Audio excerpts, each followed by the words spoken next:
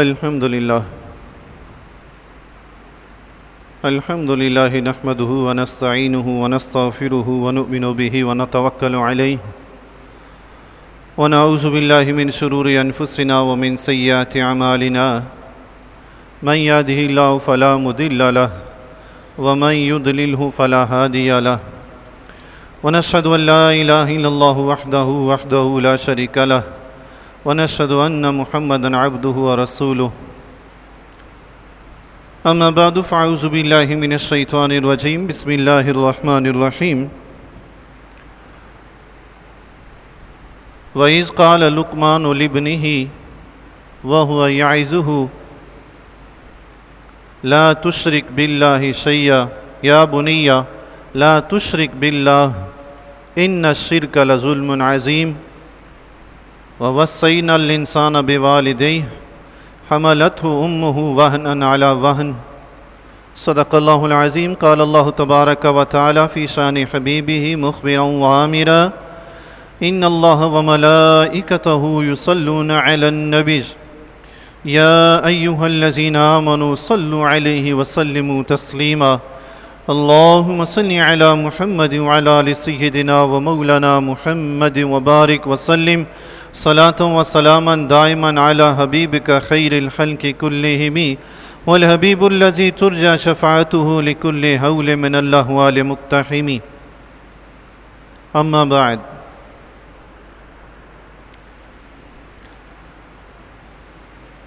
گزشتہ جمعۃ المبارک کو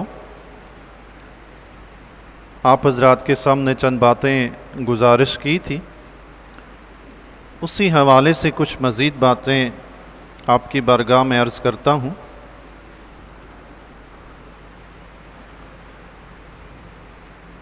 ہمارے معاشرے میں دین صرف مدارس میں یا مسجد تک ہی رہ گیا ہے، باقی اللہ ماشاء اللہ رب جس پہ اپنا فضل فرمائے سو فرمائے۔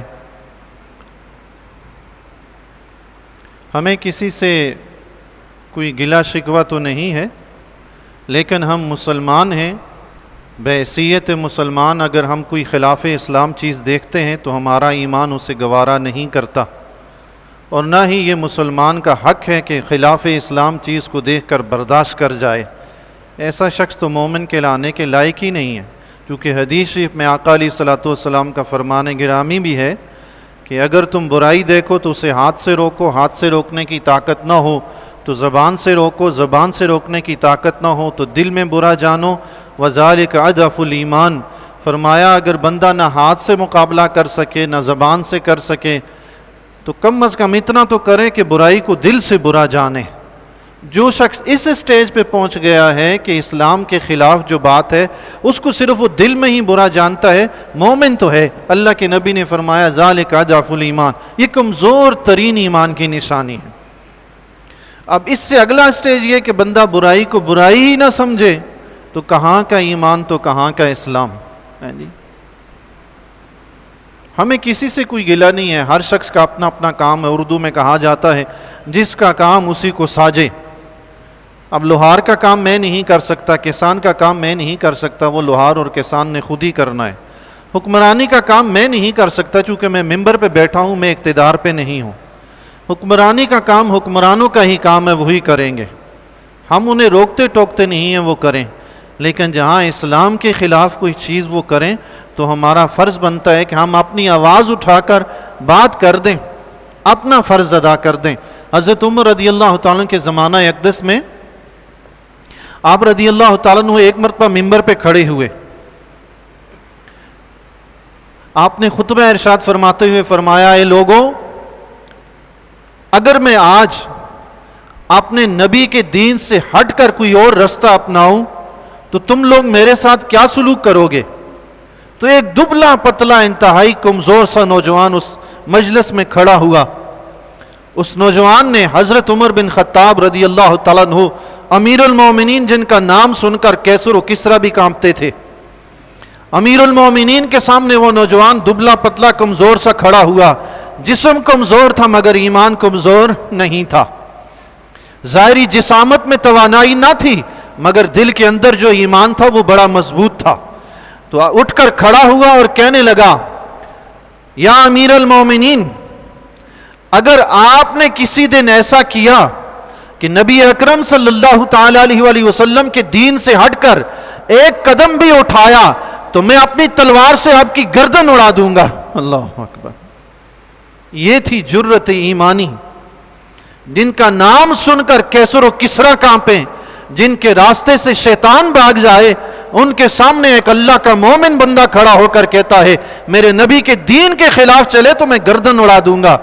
عمر بن خطاب رضی اللہ تعالیٰ عنہ مومن تھے، وہ آج جیسے حکمران نہیں تھے۔ انہوں نے جواباً ارشاد فرمایا میں خدا کا شکر ادا کرتا ہوں کہ تم جیسے نوجوان میری سلطنت میں موجود ہیں۔ سبحان اللہ۔ اگر میں غلط چلا تو وہ مجھے پکڑ کر روک لیں گے۔ کوئی غلطی کرے اس پہ ٹوکا جائے تو اس کو تو رب کا شکر ادا کرنا چاہیے کہ مجھے اس نے جہنم کی آگ سے بچایا ہے۔ ہمارے حکمرانوں کو اگر کوئی ٹوک دے تو وہ بیچارے ان کی طبع نازک پہ گراں گزرتی ہے، پریشان ہو جاتے ہیں کہ ہمارے خلاف بات کر دی۔ بھئی آپ کے خلاف بات نہیں ہے، دراصل آپ اسلام کے خلاف گئے تو ایک مومن سے برداشت نہ ہوا، وہ اٹھ کے بولا، ورنہ کسی کو آپ سے مخالفت کی کیا ضرورت ہے؟ بھائی کوئی آپ کے مخالف نہیں ہے، آپ دین اسلام کے مطابق چلیں، کوئی آپ کے مخالف نہیں، سب آپ کے ساتھ کھڑے ہوں گے۔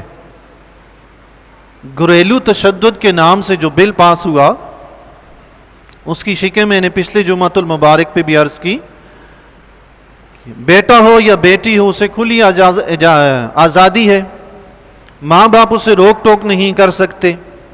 اب بھائی جن ماں باپ کا کام ہی اولاد کو نصیحت کرنا ہے، اولاد کی تربیت کرنا ہے، اگر وہی ماں باپ اولاد کو نہ ٹوک سکیں، نہ روک سکیں، نہ نصیحت کر سکیں، پھر ان کی نصیحت کرے گا کون؟ اس معاشرے کو سنوارے گا کون؟ اللہ تبارک و تعالیٰ نے ایک باپ کی نصیحتوں کو قرآن میں ذکر کر کے اس کی فضیلت کا اظہار فرما کر آل دنیا کو یہ بتایا ہے کہ ماں باپ ایسے ہوتے ہیں جو اپنی اولاد کو نصیحت کرتے ہیں، عظیم ماں باپ ایسے ہوتے ہیں۔ فرمایا لقمان کو یاد کرو کہ جب وہ اپنے بیٹے کو نصیحت کر رہا تھا اس نے کہا بیٹے اللہ کے ساتھ کسی کو شریک نہ ٹھہرانا۔ انہوں نے اپنی اولاد کے عقائد کی اصلاح کی۔ ان الشرک لظلم عظیم، شرک بہت بڑا ظلم ہے، شرک ظلم عظیم ہے۔ حضرت لقمان حکیم نے اپنی اولاد کو نصیحت کی رب کا حق ادا کرنے کے لیے، تو رب کریم نے آل دنیا کے سامنے ماں باپ کا حق رکھ دیا۔ سبحان اللہ۔ اسی کے فوراً بعد لقمان حکیم کی نصیحتیں جو شروع ہوئی تھی سب سے پہلے اللہ کا حق بیان کیا، تو اللہ تبارک و تعالیٰ نے ان کی نصیحتوں کو روک کر اپنا بیان درمیان میں جاری فرمایا۔ رب نے فرمایا وَوَصَّيْنَا الْإِنسَانَ بِوَالِدَيْهِ، اور اللہ نے والدین کے ساتھ انسان کو حسن سلوک کا تاکیدی حکم فرمایا ہے۔ سبحان اللہ۔ رب نے فرمایا جو ماں باپ میرے حقوق کا پاس رکھتے ہیں لازم ہے کہ ان ماں باپ کے حقوق کا بھی پاس رکھا جائے۔ اللہ اکبر۔ رب نے فوراً ہی بیچ میں ماں باپ کے حقوق کا ذکر فرمایا اور خصوصی طور پر ماں کا بھی ذکر فرمایا۔ حملتہ امہ وہنا علی وہن، انسان کو توجہ دلائی خبردار اپنی ماں کے خلاف کبھی مت جانا، اس نے بڑی مشقت سے تمہیں پالا پوسا ہے، تم دنیا میں کس طرح آئے ہو یہ ماں کو پتا ہے کہ اس نے کتنی مشقت اٹھائی ہے تو تم دنیا میں آئے ہو۔ جی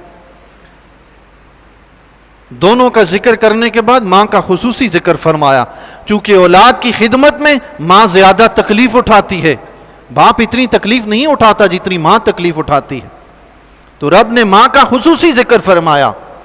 ایک حدیث شریف میں آتا ہے آقا علیہ الصلوۃ والسلام کی بارگاہ عالیہ میں ایک نوجوان حاضر ہوا، غور سے سنیے گا، بڑی خوبصورت ایمان افروز حدیث ہے۔ اس نے حضور علیہ الصلوۃ والسلام کی بارگاہ عالیہ میں حاضر ہو کر عرض کی یا رسول اللہ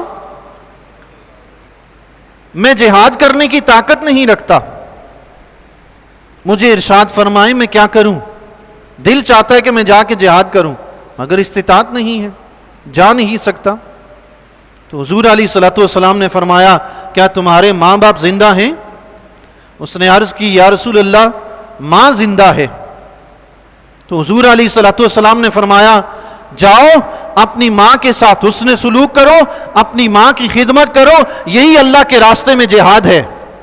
جب تم اگلی بات سنیں فرمایا جب تم ایسا کر لو گے تو تم حج کرنے والے عمرہ کرنے والے اور جہاد کرنے والے کی طرح ہو جاؤ گے. سبحان اللہ. صرف جہاد نہیں، فرمایا امام طبرانی نے معجم الکبیر میں اس حدیث کو نقل فرمایا تم صرف جہاد کرنے والے نہیں، تمہیں تو صرف جہاد کا شوق ہے نا، اللہ کے راستے میں اللہ کے دین کی خاطر لڑنے کا شوق ہے نا، تو بیٹا تم جاؤ اپنی ماں کی خدمت کرو. جب تم ماں سے حسن سلوک کرو گے، ماں کو خوش کر دو گے، ماں کو راضی کر دو گے، اللہ تمہیں صرف جہاد کا ہی ثواب نہیں دے گا، تمہیں حج و عمرہ کا بھی ثواب دے گا. سبحان اللہ. زندگی میں بندہ تو کبھی ایک بار جا کے حج کرے گا، ایک بار عمرہ کرے گا، کبھی کبھار جہاد کا موقع ملا. ماں باپ کی خدمت میں تو روز جہاد ہو رہا ہے، روز حج ہو رہا ہے، روز عمرہ ہو رہا ہے. سبحان اللہ. ماں باپ کی خدمت میں، اور ہمیں بڑکایا جا رہا ہے کہ ہم ماں باپ کی بات مانے ہی نہیں، وہ ہمیں روکیں تو ہم رکیں ہی نہیں، اپنی مرضی چلائیں. اللہ اکبر. یاد رکھیے آپ کے رہبر آپ کو کبھی سیدھی راہ نہیں دکھائیں گے، کیونکہ آج کا رہبر رہزن بن چکا ہے. کسی نے کہا تھا لباس خضر میں ہزاروں رہزن پھرتے ہیں، دنیا میں گر رہنا ہے کچھ پہچان پیدا کر. کس کے پیچھے چلنا ہے کس کے پیچھے نہیں چلنا، یہ پہچان انسان نے خود پیدا کرنی ہے. آقا علیہ الصلوۃ والسلام کے ارشاد گرامی سماعت فرمائیں، اور یہ گھریلو تشدد بل کے ذریعے ہماری اولاد کو کہاں لے کے جا رہے ہیں. ہمیں تو افسوس ہوتا ہے، دنیا تو اوکھی سوکھی گزر جائے گی میرے بھائی، آخرت کیسے گزرے گی. آقا علیہ الصلوۃ والسلام کے ارشاد گرامی کا مفہوم ہے. علامہ فقی ابو لیث سمرقندی رحمۃ اللہ تعالی علیہ نے قرۃ العیون میں ایک حدیث نقل فرمائی ہے، لمبی چوڑی حدیث. فرماتے ہیں آقا علیہ الصلوۃ والسلام نے فرمایا والدین کے نافرمانوں کو جو اللہ کی طرف سے عذاب ہوگا، ان کے اس عذاب اور اس تکلیف سے بڑھ کر کوئی بھی چیز مجھے غم زدہ رنجیدہ نہیں کرے گی جتنا ان کا عذاب مجھے رنجیدہ کرے گا. والدین کی نافرمان اولاد کو جو اللہ کی بارگاہ میں عذاب ہوگا، اللہ کے نبی نے فرمایا مجھے سب سے زیادہ ان کا عذاب غمگین کرے گا، کیونکہ میدان معاشر میں حساب ہو جائے گا. جنتی جنت میں چلے جائیں گے، جہنمی جہنم میں چلے جائیں گے، اور جو والدین کے نافرمان ہوں گے وہ جہنم میں جائیں گے، مسلمان ہونے کے باوجود جہنم میں جائیں گے. آقا علیہ الصلوۃ والسلام نے فرمایا مجھے جنت میں ان کے رونے اور چیخو پکار کی آواز آئے گی. جہنم میں والدین کے نافرمانوں کو سزا ہو رہی ہوگی تو اللہ کے نبی علیہ الصلوۃ والسلام نے فرمایا مجھے ان کے رونے کی اور چیخو پکار کی آواز آئے گی، میرا دل ان کے لیے نرم ہو جائے گا، چونکہ آپ رحمت للعالمین ہیں نا. سبحان اللہ. آقا علیہ الصلوۃ والسلام نے فرمایا میں ان کی چیخو پکار سن کر اللہ کی بارگاہ میں عرش کے نیچے جا کر اللہ کی بارگاہ میں سجدہ کروں گا. اللہ تبارک و تعالی مجھے ارشاد فرمائے گا اے محمد اپنا سر اٹھا لو، میں والدین کے نافرمان کو معاف نہیں کروں گا، میں والدین کے نافرمان کو معاف نہیں کروں گا. اللہ کے نبی علیہ الصلوۃ والسلام نے فرمایا میں سر اٹھا کے واپس چلا جاؤں گا، مجھے پھر ان کی چیخو پکار سنائی دے گی، میں پھر دوبارہ عرش کے نیچے اللہ کی بارگاہ میں آ کر سجدہ کروں گا. جب میں سجدہ کروں گا تو اللہ تبارک و تعالیٰ پھر ارشاد فرمائے گا اے محبوب اے محمد اپنا سر اٹھا لیجئے، میں والدین کے نافرمان کو اس وقت تک معاف نہیں کروں گا جب تک ان کے والدین خود راضی نہ ہو جائیں. اللہ اکبر. اللہ کے نبی علیہ الصلوۃ والسلام نے فرمایا میں سر اٹھا لوں گا اور واپس چلا جاؤں گا، کچھ وقت کے لیے مجھے بلا دیا جائے گا، ان کی آواز سنانی روک دی جائے گی، بلا دیا جائے گا، انہیں جہنم میں عذاب ہوتا رہے گا. اللہ کے نبی علیہ الصلوۃ والسلام فرماتے ہیں پھر میں اس طرف نکلوں گا، مجھے دوبارہ ان کی چیخو پکار سنائی دے گی، تو میں اللہ تعالیٰ کی بارگاہ میں عرض کروں گا اے میرے رب جہنم کے داروغہ سے ارشاد فرما، اسے حکم دے تاکہ وہ جہنم کا دروازہ کھولے اور میں ماں باپ کے نافرمانوں کی سزا دیکھ سکوں. تو اللہ تبارک و تعالیٰ ارشاد فرمائے گا اے محمد میں اسے پہلے ہی حکم دے چکا ہوں. اللہ اکبر. رب جانتا ہے کہ میرے حبیب کہاں جا رہے ہیں، رب نے پہلے ہی حکم دے دیا ہے جہنم کے داروغہ میرے حبیب آ رہے ہیں، دروازہ کھول دینا ہے. سبحان اللہ. تو اللہ کے نبی علیہ الصلوۃ والسلام فرماتے ہیں میں جہنم پر جا کر ان کا عذاب دیکھوں گا، جہنم کا دروازہ میرے لیے، جہنم کا داروغہ دروازہ کھولے گا، میں ان کا عذاب دیکھوں گا، جہنم کی آگ کی سلاخوں پر شاخوں پر وہ لٹکے ہوئے ہوں گے، فرشتے انہیں آگ کے کوڑے برسا رہے ہوں گے، ان کے پاؤں کے نیچے سانپ اور بچھو انہیں ڈس رہے ہوں گے، اور ان کی شدید چیخ و پکار ہوگی جس سے میرا دل بھر آئے گا۔ اللہ اکبر، شدید عذاب میں مبتلا ہوں گے۔ کون؟ ماں باپ کے نافرمان۔ تم اولاد کو وہ راستہ دکھا رہے ہو کہ وہ ماں باپ کے نافرمان بن کے اپنی زندگی آخرت کی برباد کر کے اپنے آپ کو جہنمی بنا دیں۔ یاد رکھیے گا، بل پاس ہو گیا، ہونے دیں، یہ تو آپ کا فرض ہے کہ آپ نے والدین کے ساتھ کیا سلوک کرنا ہے۔ آپ جا کر درخواست دیں گے، آپ شکایت کریں گے تو آپ کے والدین کو کوئی پوچھے گا۔ اگر آپ ماں باپ کے فرمانبردار بن کے رہیں گے، کسی نے آپ کو نہیں پوچھنا کہ آپ نے شکایت کیوں نہیں کی۔ ہمارا حق ہی نہیں بنتا ماں باپ کے خلاف شکایت کرنا۔ کتنی بڑی جرت ہے یہ، کتنی بڑی بے باکی اور بے ادبی ہے، یہ گستاخی ہے، اللہ اور اس کے رسول کے حکم کی نافرمانی ہے۔ اللہ کے نبی علیہ الصلوۃ والسلام نے حکم دیا اپنے ماں باپ کی اطاعت کرو۔ کسی نے عرض کی یا رسول اللہ اگرچہ وہ ظلم کریں، تو اللہ کی نبی علیہ الصلوۃ والسلام نے فرمایا وَإِن ظَلُمَا وَإِن ظَلُمَا وَإِن ظَلُمَا، اگرچہ ماں باپ ظلم کریں، اگرچہ ماں باپ ظلم کریں، اگرچہ ماں باپ ظلم کریں، تم پر لازم ہے کہ تم ماں باپ کی فرما برداری کرو۔ اللہ، یہاں تو صورتحال یہ ہے کہ ماں باپ نصیحت کریں، بیٹا شراب خانے میں چلا گیا، ماں باپ نے کہا کیوں گئے ہو، تو اس کو حق دے دیا کہ تم جا کے تھانے میں کیس کر دو، ماں باپ کو جیل میں بھجوا دو۔ لا حول ولا قوت الا باللہ العلی العظیم۔ یہ انسانیت کس کو کہتے ہیں؟ اس کو کہتے ہیں بھائی، ماں باپ کے خلاف اولاد کو کھڑا کر دو، یہ انسانیت ہے؟ اللہ کے نبی علیہ الصلوۃ والسلام نے فرمایا جب میں جہنم میں ان کا عذاب دیکھوں گا دل بھر آئے گا، میں واپس اللہ کی بارگاہ میں سجدہ ریز ہو جاؤں گا۔ اللہ اکبر، پھر عرض گزار ہوں گا یا اللہ انہیں معاف فرما دے، جہنم سے نکال دیں۔ اللہ تبارک و تعالیٰ پھر ارشاد فرمائے گا اے حبیب میں انہیں اس وقت تک معاف نہیں کروں گا جب تک ان کے ماں باپ انہیں معاف نہ کر دیں۔ اللہ اکبر، پڑے رہو جہنم میں۔ میدان معاشر سے کتنے ہی گناہگار اللہ کے نبی کی شفاعت سے، صحابہ کی شفاعت سے، اولیاء کی شفاعت سے، علماء کی شفاعت سے، نیک صالحین لوگوں کی شفاعت سے کتنے ہی گناہگار جنت میں چلے گئے، مگر یہ ماں باپ کے نافرمان جہنم میں پڑے ہوئے اب تک۔ اور حضور علیہ الصلوۃ والسلام تیسری مرتبہ شفاعت فرما رہے ہیں، پھر بھی رب فرماتا ہے حبیب ان کے حق میں ان کی ماں باپ کی شفاعت قبول کروں گا بس۔ اللہ کے نبی علیہ الصلوۃ والسلام اللہ کی بارگاہ میں عرض کریں گے یا اللہ مجھے ان کے ماں باپ کی پہچان کروا دے۔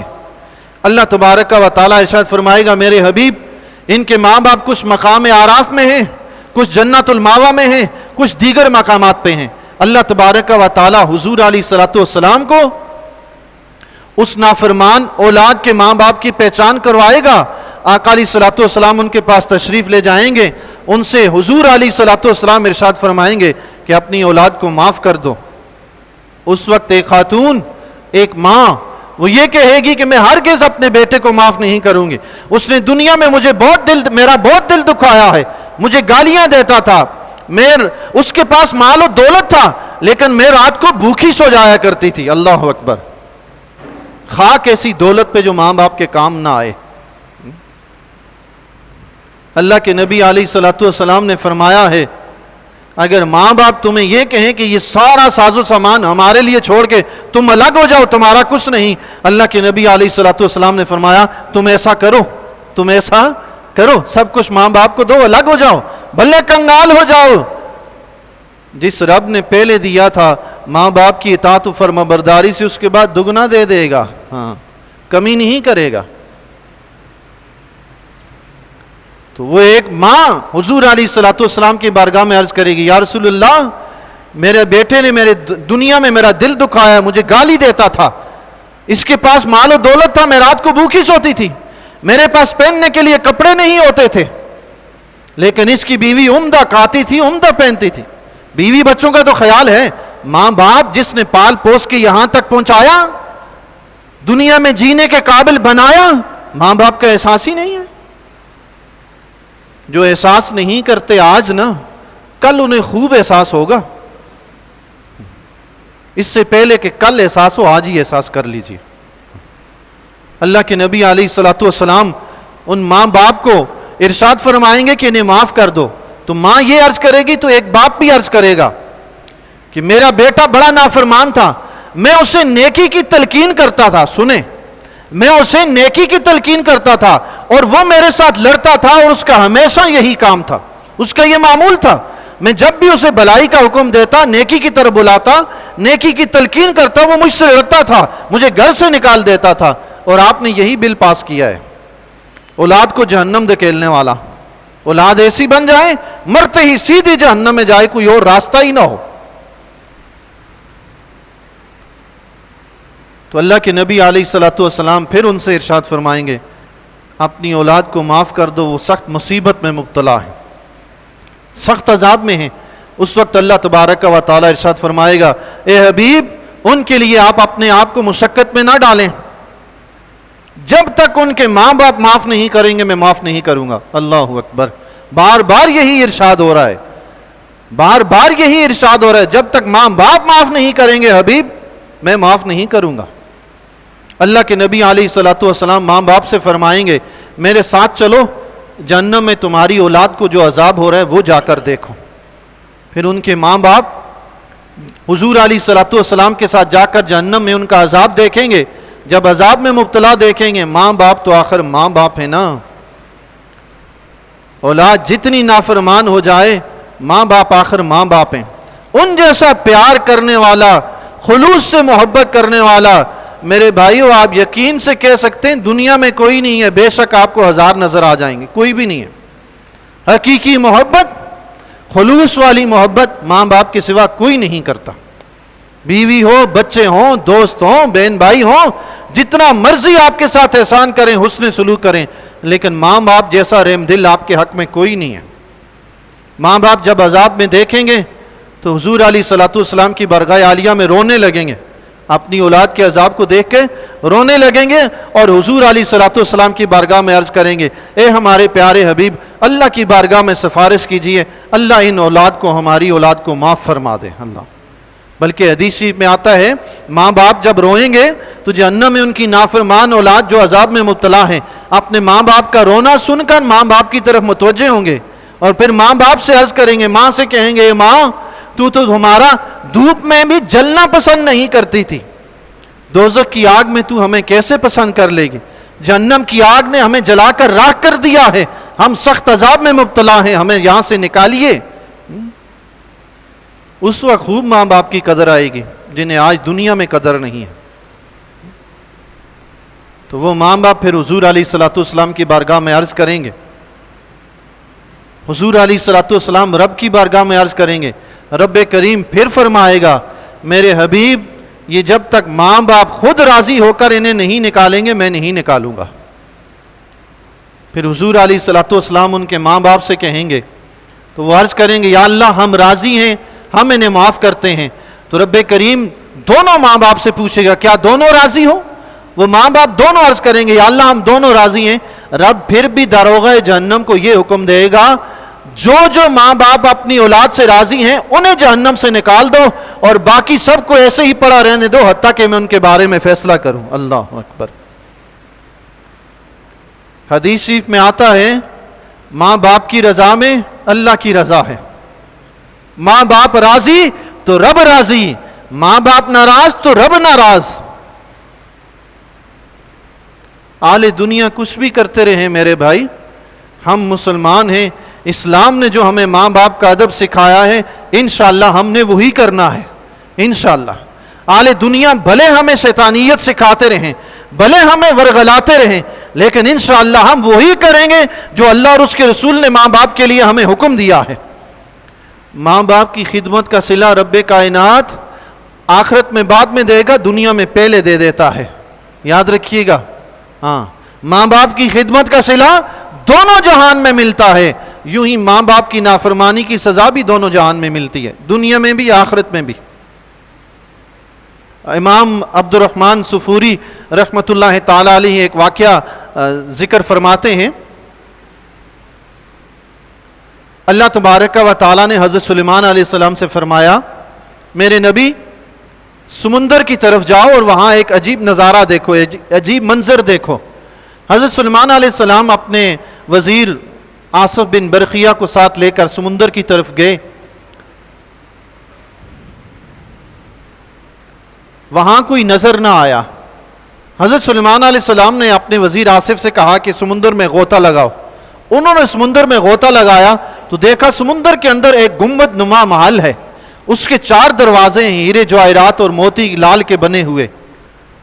تو حضرت سلیمان علیہ السلام اور آصف بن برقیہ دونوں اس محل کے اندر تشریف لے گئے۔ جب اندر گئے تو اندر دیکھا ایک انتہائی خوبصورت نوجوان اللہ کی عبادت میں مصروف ہے۔ سبحان اللہ۔ حضرت سلیمان علیہ السلام اس سے ملے، اس کا حال احوال پوچھا اور اس سے پوچھا تم یہاں کیسے آئے؟ اس نے حضرت سلیمان علیہ السلام کی بارگاہ میں عرض کی، یا نبی اللہ، میرا باپ اپاہج تھا اور میری ماں اندھی تھی۔ 7 سال تک میں نے اپنے ماں باپ کی خدمت کی، پھر میری ماں اللہ کو پیاری ہو گئی۔ جب وہ دنیا سے رخصت ہونے لگی، میری ماں نے اللہ کی بارگاہ میں دعا کی، یا اللہ میرے بیٹے کو عبادت والی لمبی عمر عطا فرما۔